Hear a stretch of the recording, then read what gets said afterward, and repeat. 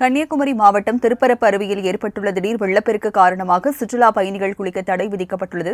மேலும் ஆற்றின் கரையோர பகுதி மக்களுக்கு வெள்ள அபாய எச்சரிக்கை விடுக்கப்பட்டுள்ளது. கூடுதல் விவரங்களை எமது செய்தியாளர் மணிகண்டன் வழங்க கேட்கலாம்.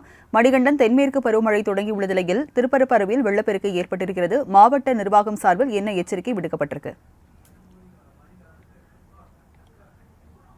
வினாடிக்கு 3000 கன அடி தண்ணீர் திறந்துவிடப்பட்டுள்ளது. இதனால் கோதையாறு தாமிரபரணி ஆற்றின் கரையோர பகுதிகளுக்கு தற்போது வெள்ள அபாய எச்சரிக்கை அளிக்கப்பட்டுள்ளது. இந்த வெள்ளப்பெருக்கானது குமரியின் குற்றாலம் என்று சொல்லக்கூடிய திருப்பரப்பு அருவியில் வெள்ளப்பெருக்கு ஏற்பட்டுள்ளதால் அங்கு சுற்றுலா பயணிகள் குளிக்க தடையும் விதித்துள்ளனர்.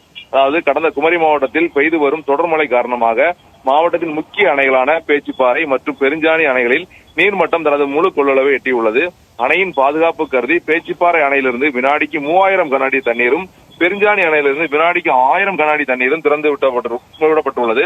இதன் காரணமாக கோதையாறு, தாமிரபரணி ஆறு மற்றும் பரளையாறு போன்ற ஆறுகளில் வெள்ளப்பெருக்கு ஏற்பட்டுள்ளது. எனவே இந்த ஆறுகளின் கரையோர பகுதிகளில் வசிக்கும் மக்களுக்கு வெள்ள அபாய எச்சரிக்கை மாவட்ட நிர்வாக சார்பில் அறிவிக்கப்பட்டுள்ளது. அதே போல கோதையாற்றில் வெள்ளப்பெருக்கு ஏற்பட்டுள்ளதால் அதன் பாதிப்பாக குமரியின் குற்றாலம் என்று சொல்லக்கூடிய திருப்பரப்பு அருவியில் தண்ணீர் ஆக்ரோஷமாக கொட்டி வருவதால் சுற்றுலா பயணிகளும் அங்கு வந்து குளிக்க தடை விதிக்கப்பட்டுள்ளது.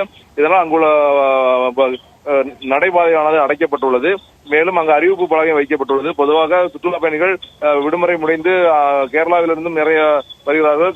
பருவமழை தொடங்கியுள்ள நிலையில் தொடர்ந்து மழை பெய்து வருவதால் வெள்ளப்பெருக்கானது ஆற்றுகளில் ஏற்பட்டுள்ளதால் இதன் பாதிப்பாக குமரியின் குற்றாலம் என்று அழைக்கக்கூடிய திருப்பரப்பு அருவியில் குளிக்க தடை விதிக்கப்பட்டுள்ளது. ராஜலட்சுமி.